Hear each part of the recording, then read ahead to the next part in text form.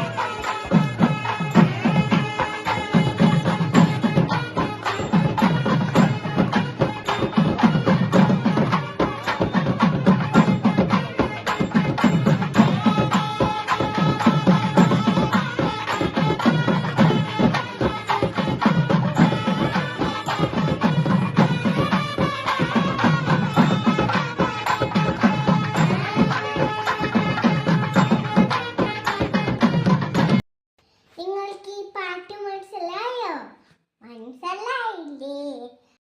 ബാക്കി ശബരിമല വിശേഷിക്കാം പിന്നെ പറയാം. അപ്പൊ മറക്കണ്ട, കമന്റ് ചെയ്യണം, സബ്സ്ക്രൈബ് ചെയ്യണം.